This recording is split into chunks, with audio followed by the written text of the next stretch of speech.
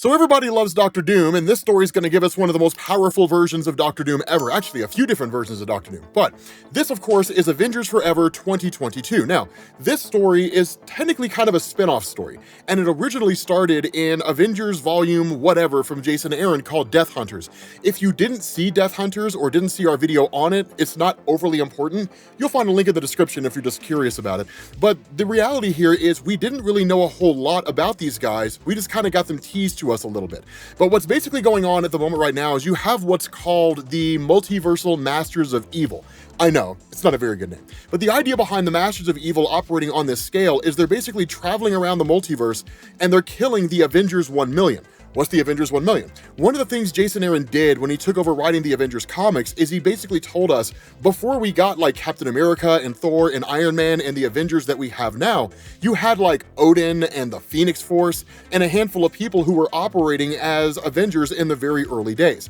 By killing those guys off in each one of these individual universes, what it does is it actually changes the progress of that universe, and the Avengers just never really come into existence. And what it does is it allows the different members of the Masters of Evil to conquer those worlds and then do whatever it is that they want to do with them, right? Just turn them into their own playground. And so what we end up doing here is opening with the deaths of the Avengers 1 million in this alternate reality in Earth 818.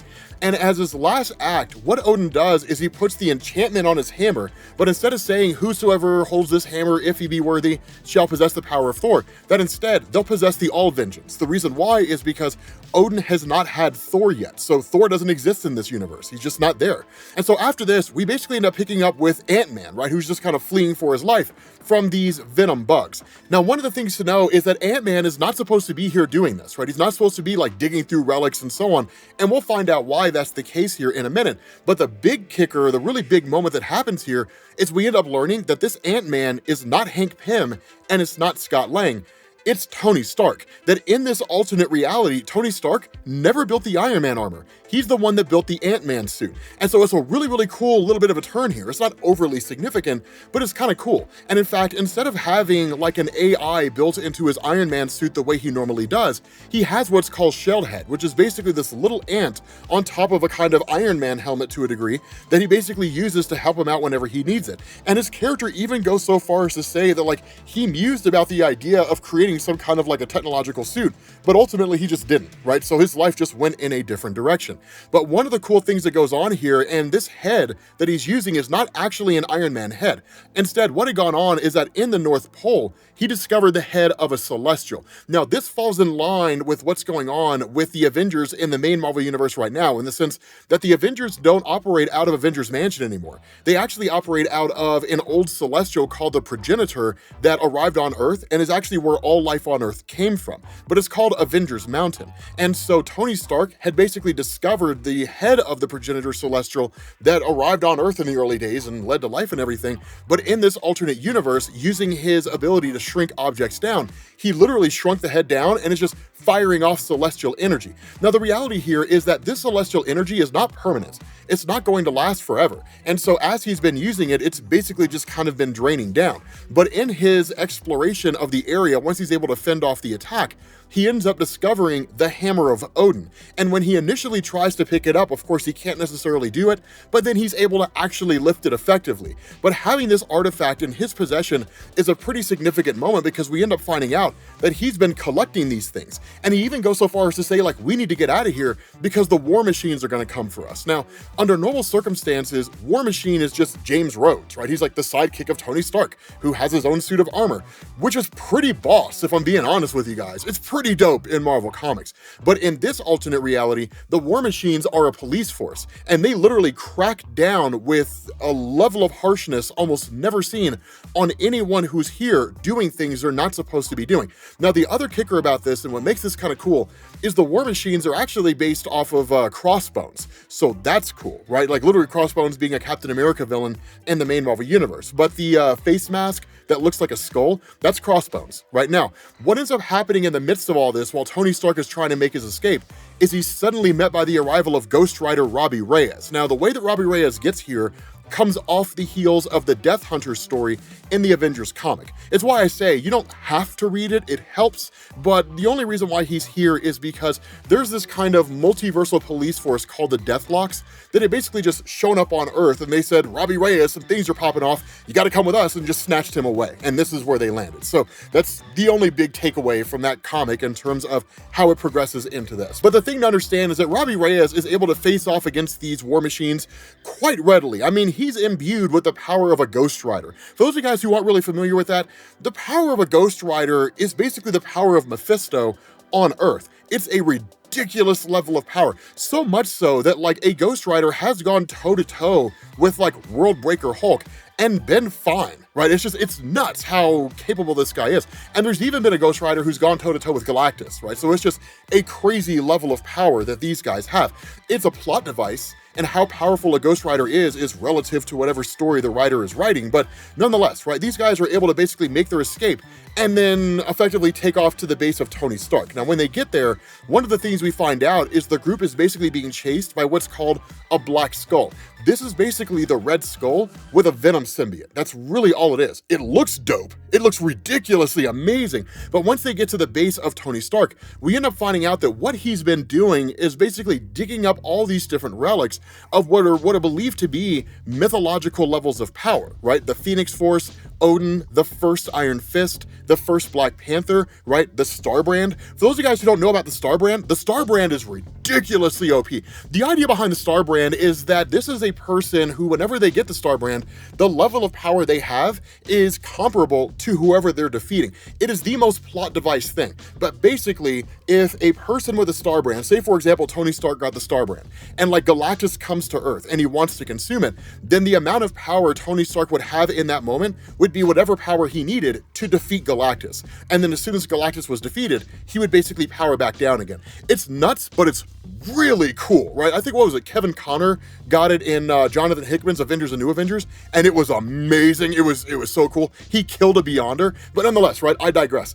The thing about this is that Tony Stark basically brings together these different members of what is kind of a, Avengers team, so to speak, or at least what passes for an Avengers team. You basically have a cosmically infused Ben Grimm, you've got a Moon Knight, you've got Vivian, who in the main Marvel universe is the daughter of Vision. Here it's her still doing that thing, but kind of in a different capacity. And then you've got Simon Williams Wonder Man, who for some reason Marvel still sees as being relevant. So the thing here is that we kind of transition away for a second and we pick up on what's called the superflow. Now, for those of you guys who are curious about this, when it comes to the multiverse in Marvel Comics, I always use the example of a brick wall, right?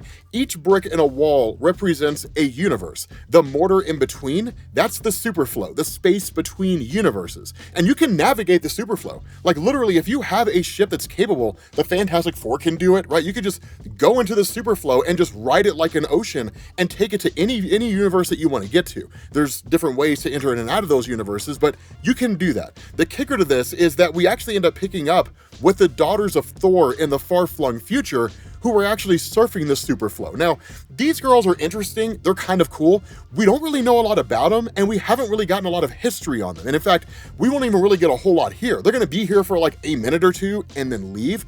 But the overall gist is that they're actually hunting for the disembodied parts of Cosmic Wolverine, right? Of like multiversal Wolverine, who is imbued with the Phoenix Force. That's an old Thor story that Jason Aaron wrote. You'll find a link to the Jason Aaron playlist in the description. But still, right? Like picking up with Robbie Reyes, following his attempt to escape the Black Skull, and of course, ultimately being captured, that he and Deathlock are being tortured. Robbie Reyes more so than anything else. Because what the Black Skull realizes is that Robbie Reyes is not from this universe. That Robbie Reyes is from Earth 616. And that if he can basically get information from Robbie on how to access that reality, on how to find a way to conquer it, then it's all the better. Now, what's kind of going on behind the scenes is that even if the Black Skull got that information, Doom Supreme, who we'll see here in a little bit, wouldn't let him do that anyway. And the reason for that isn't necessarily covered in this comic, but it is covered at some point. What you end up having is what's called the Council of Red. And the Council of Red are basically a multiversal group of Mephistos,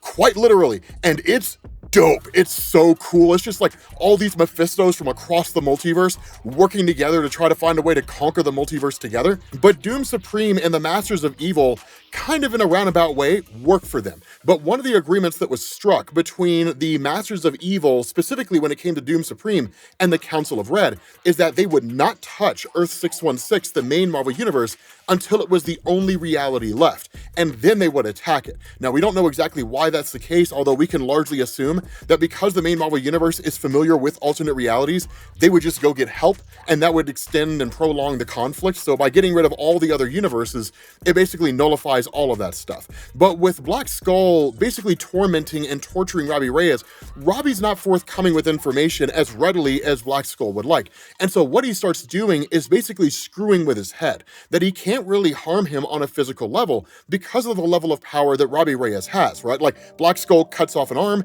the arm grows back because of the power of the Ghost Rider. And so what he ends up doing is actually putting Robbie Reyes in a room with seemingly a countless number of his own versions, right? Like different versions of himself from across the multiverse. And what he says in talking to him is he says, would you be surprised to know that in most universes, you don't even exist? And in the universes where you do exist, you're incredibly significant. You becoming a Ghost Rider in the main Marvel Universe, that's an anomaly. It hasn't happened anywhere else across the multiverse. It's him basically playing with him and toying with him. But it's a cool little bit of a revelation when it comes to the role that Robbie Reyes has in the greater Marvel Universe. But when he's put into this room, or at least enters into this room and sees all these versions of himself, what the Black Skull says is, I told every version of you in this room, the only way they can go back home is if they kill every other version of themselves. So either you're going to have to just let yourself be killed by these alternate reality versions of you, or you're going to have to do the one thing that you don't want to do,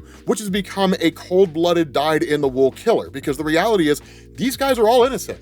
They're all just guys who were snatched up from their realities and just put here, right? Just the wrong place at the wrong time while being the wrong person. And that's all it really is. But what ends up happening is Robbie Reyes gets caught up in the conflict as all these guys start massacring each other. And then in the end, he bends to the power of the Ghost Rider and basically kills them all. But what it does is it breaks him on a personal level. It breaks him on an individual level. And so that's when Deathlock, realizing what's going on here, when Robbie Reyes is thrown back into the cell, he tells him, if you are taken to be tortured by the Black Skull again, you will spill the beans on everything. It's unavoidable. Your mind is basically broken. It's only a matter of time before you do. You will tell him about the Avengers, you'll tell him about the Fantastic Four, the X-Men, how to get in and out of your different universes, the various protections, the whole 9 yards. You will basically become his ally.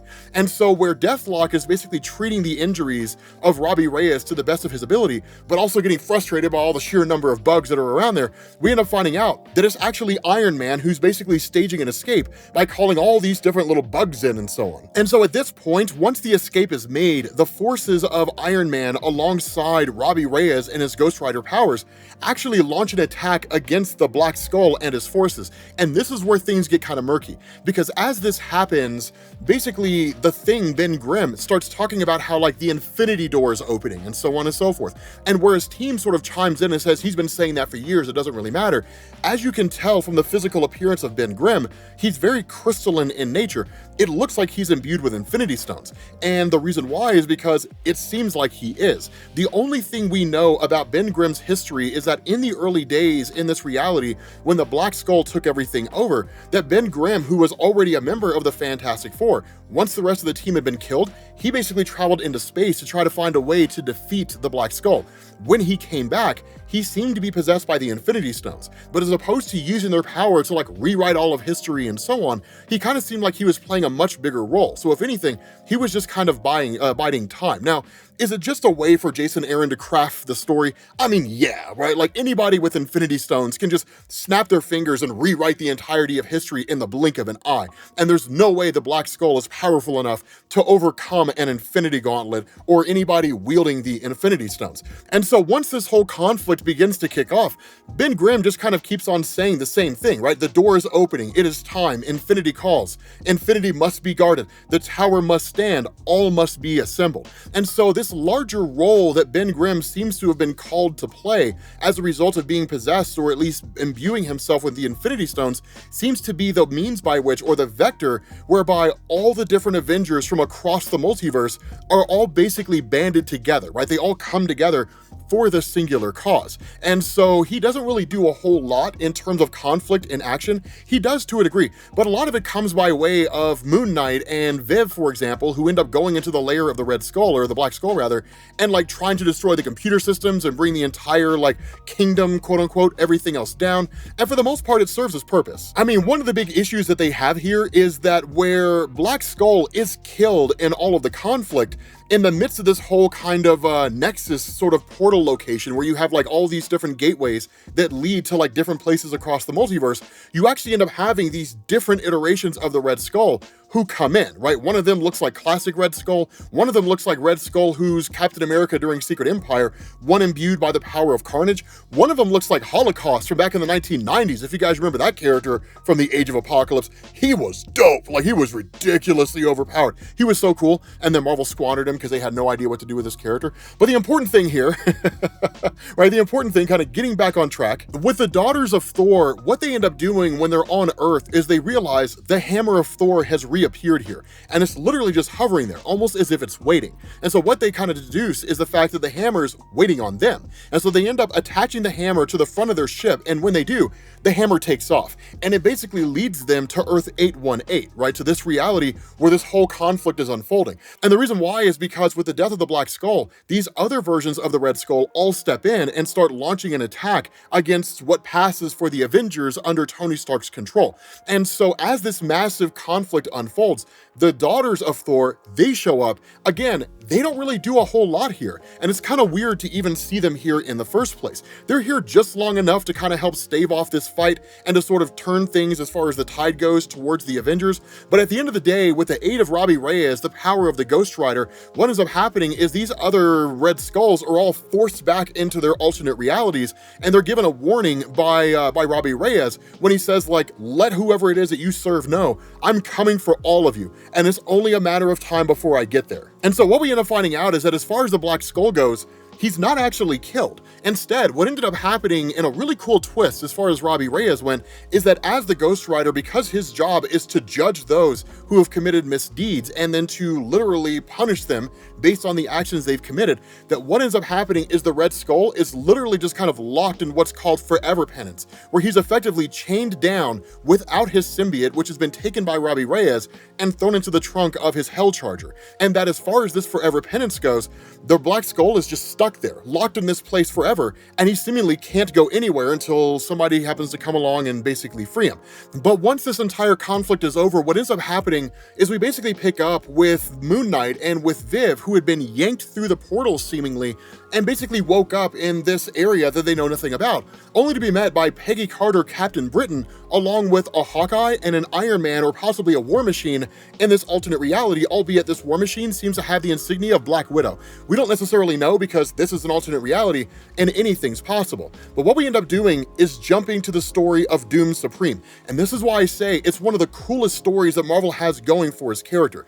So Doom Supreme is arguably the second most powerful version of Doctor Doom that we've ever seen in Marvel Comics. The most powerful, of course, was Emperor Doom, God King Doom, from Jonathan Hickman's Avengers and New Avengers and Secret Wars stories, which was amazing. The guy basically had the power of the Beyonders and could seemingly do anything. But this version of Doom is exceedingly powerful. One of the things that happens, though, is that with the Masters of Evil operating on a multiversal level, they invade Earth 91, which is an Earth where the Avengers are basically made up of different versions of Man-Thing.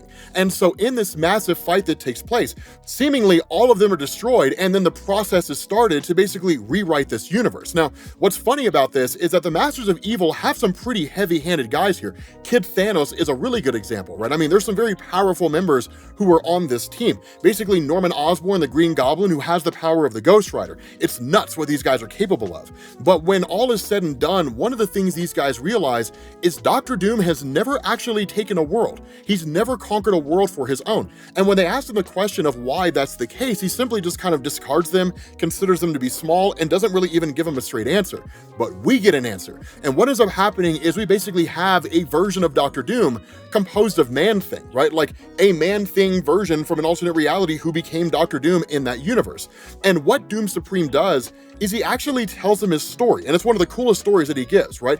He says, "Are you seeing it yet? The truth that has been carved across this face. Do you see how deep the scars run, deeper than flesh, than bone, than immortal soul, deeper than any hell pit of sunless abyss of the nether realms, the sinkholes of insanity as old as the first scream, their depths unplumbed by the most mystically emboldened of mortals, into the black infernos of which doom descended, doom harrowed, and doom rose again. Do you see? And so it's really awesome because initially this version of Man-Thing ignores it, right? I mean, he literally just discards him. He was like, I'm not turning to your side, I'm not joining your cause or anything like that. He's hell-bent on maintaining himself. And in fact, he even escapes and he attacks one of the other versions of Doctor Doom that come in. Now, where he initially thinks it's a Doom bot, which is a pretty accurate assumption, Doctor Doom rarely ever deals with things on his own. He has Doom bots to do that for him. And in fact, in a story called The Books of Doom, where you get the origin of Doctor Doom, you end up finding out at the end, the whole origin is told by a Doom bot. It's not actually Victor Von Doom who's talking the entire time. It's cool. But when Man-Thing attacks one of these, he realizes it's not a Doom bot, it's an actual alternate reality version of Doctor Doom. And that's when Victor says, they are Dooms who once were where you are now. Dooms who hung on the cross until they saw, and now they will show you the way. And he says, remove his eyelids, nail his head to the cross, and we shall continue. It's pretty dark. It's pretty bleak. I mean, it's some rough stuff. And so once this is done and they've literally got him pinned up, Doom Supreme asks, he says, do you know why I take the Dooms? And he says, do you see? Can you tell how many faces I am wearing? And he says, her name was Valeria, a Romani like me. I loved her with the all-consuming abandon of a child, a love so strong, so very precious to me, even many years later, that when I stripped the living flesh from her bones, I forged with it an armor fueled by the power of my own sacrifice. And that's when Man-Thing Doom asks him, like, so you wear her skin? And the response of Doom Supreme is not just hers. The skins of everyone that I've ever conquered, I have taken it, I've hardened it, and I've made it my own. He says, I became the Sorcerer Supreme in that armor. And in my universe, I conquered all that was. Literally, he destroyed and then literally took over the whole of the universe. Cosmic entities, Galactus, the whole 9 yards. He overcame them all. And he says, and I spent years torturing and defiling all those who ever wronged me. But as it turns out, given time, anything can become monotonous, even our most joyful and rewarding moments. And he says it wasn't enough that my enemies had suffered if I was to know peace. I realized I needed them to have never existed. That was when I decided to murder my own prehistoric Avengers, right? His Avengers 1 million BC, the ones that came before all the Avengers that existed in his own universe. And he says, but my mystical labors had exhausted the enchantments of my armor. I would need to renew that power with another sacrifice. Yet I found I had nothing left to offer. There was no one else in existence whom I truly loved, except of course, myself. And so what he started doing was jumping around from one universe to the next, killing alternate reality versions of himself, destroying these alternate reality versions and seemingly absorbing all their power into him. And so in turn, that's bolstered him, that's made him more capable, and it's made him stronger, and it's made him one of the single most powerful beings to ever exist across the multiverse in Marvel Comics. And so he says, do you see now? I confess I've begun to wonder what it might feel like to be seen without someone having to die in the process. And the response of Man-Doom is, please stop, don't make me look anymore. And that's when Man-Thing ends up joining the side of Doom Supreme. And in fact, he swears such a level of fealty that Doom Supreme tells him, cut out your tongue. And he does it, right? He literally does it without question. It's pretty dark. More so than that, and what's so crazy here is that this version of Doom Supreme isn't seemingly the most powerful one. He's exceedingly capable, and it's crazy what he can do, but in this kingdom in which he lives, it's built on the head of a being more powerful than himself, and that this being is actually an entire Doctor Doom planet. This guy has a world unto himself. With that being said, guys, we're going to bring this to an end. There is a part 2, so we will pick this up next week. Thank you all for watching, and I will catch you all later. Peace.